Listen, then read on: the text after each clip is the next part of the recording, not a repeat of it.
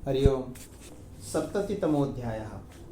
वैशंपायन जी कहते हैं, राजन, तदनंतर सेना और सवारियों के साथ राजा दुष्यंत ने सहस्त्रों हिंसक पशुओं का वध करके एक हिंसक पशु का ही पीछा करते हुए दूसरे वन में प्रवेश किया।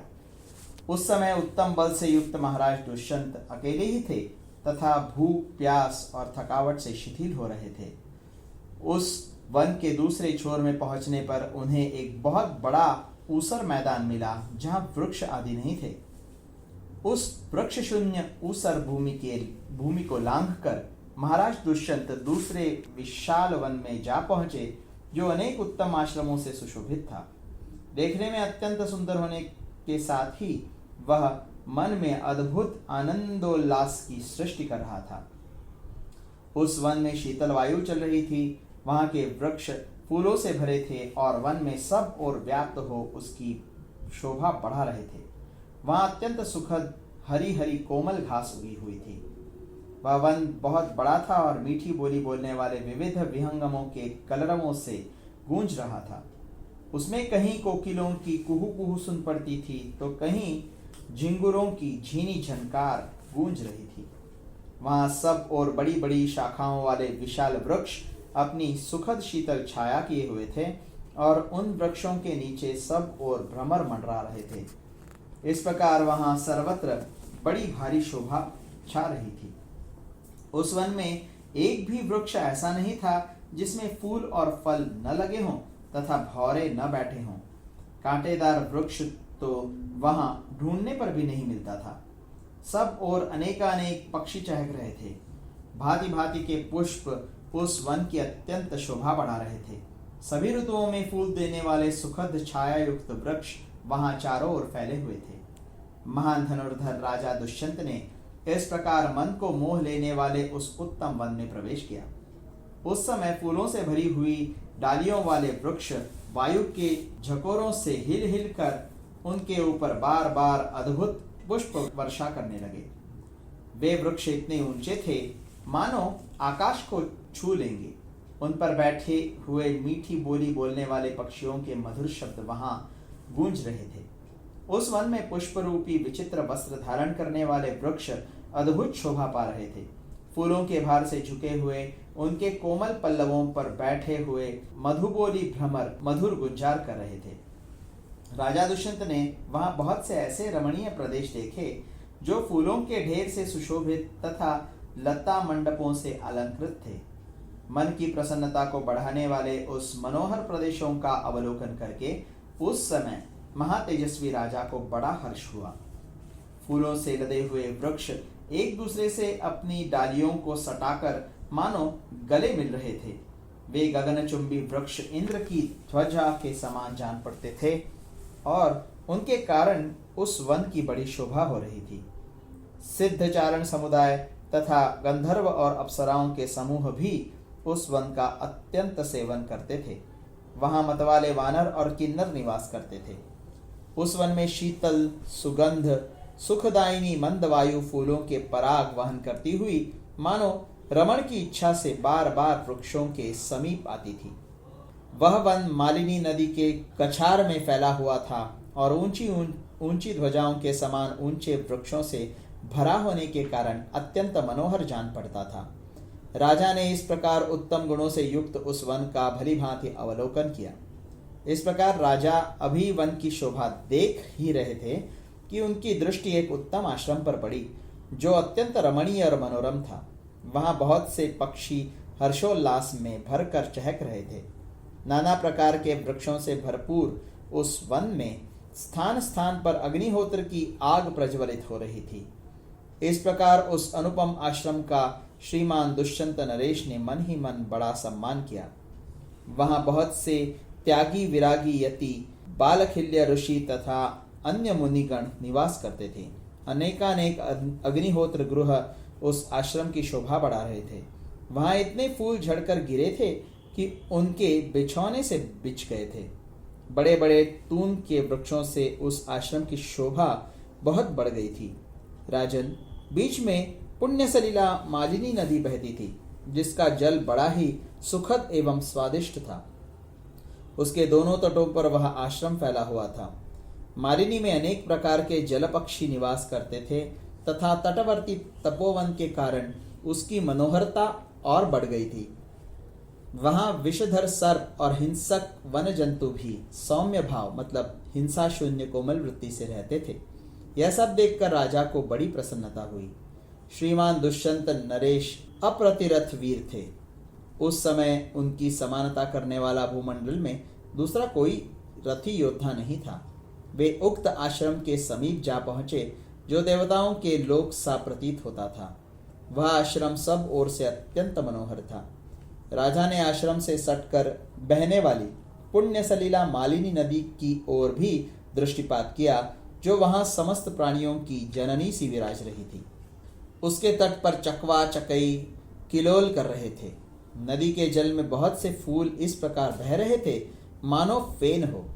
उसके तट प्रांत में किन्नरों के निवास स्थान थे।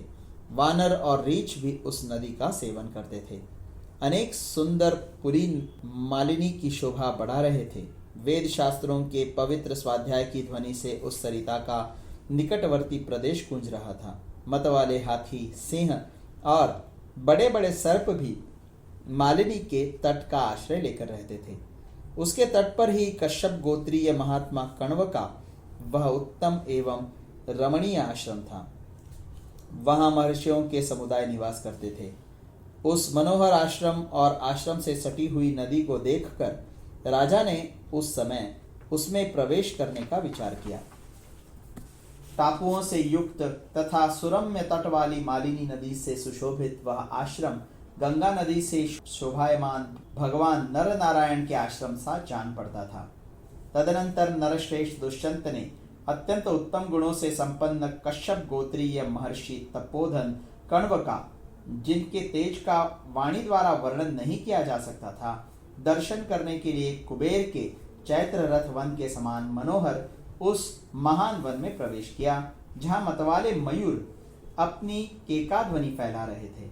वहां पहुंचकर नरेश ने रथ, घोड़े, हाथी और पैदलों से भरी हुई अपनी चतुरंगिणी सेना को उस तपोवन के किनारे ठहरा दिया और कहा, सेनापति और सैनिकों, मैं रजोगुण रहित तपस्वी महर्षि कश्यप नंदन कण्व का दर्शन करने के लिए उनके आश्रम में जाऊंगा।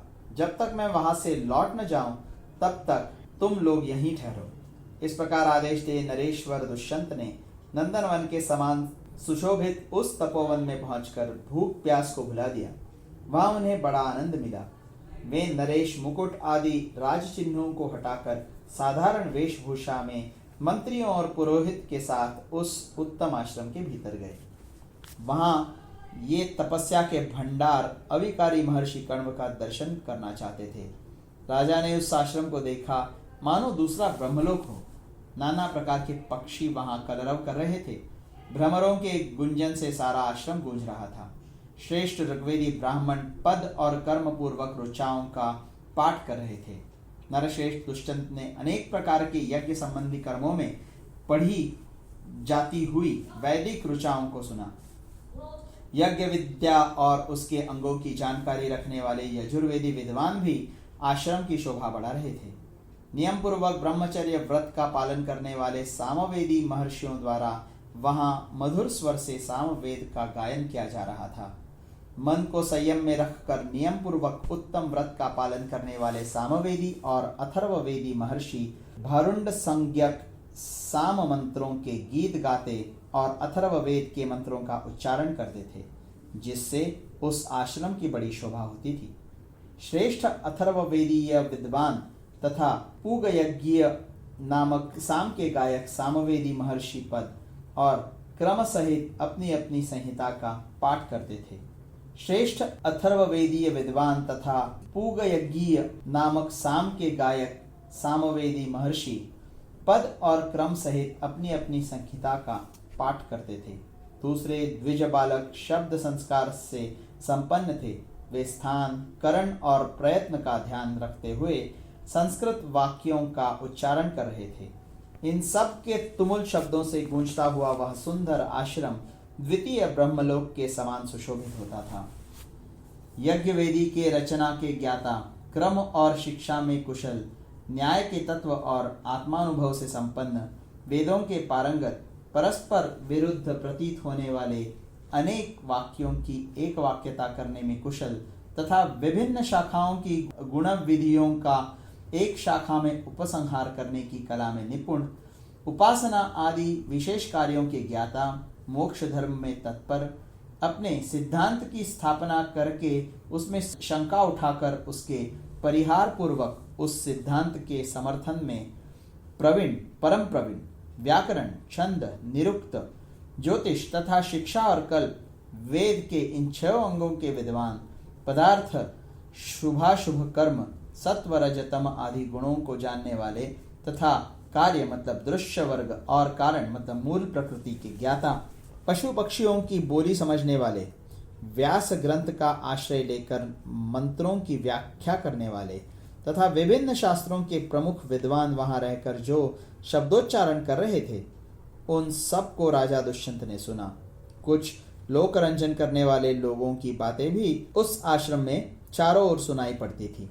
शत्रु वीरों का संहार करने वाले दुष्यंत ने स्थान स्थान पर नियम पूर्वक उत्तम एवं कठोर व्रत का पालन करने वाले श्रेष्ठ एवं बुद्धिमान ब्राह्मणों को जप और होम में लगे हुए देखा।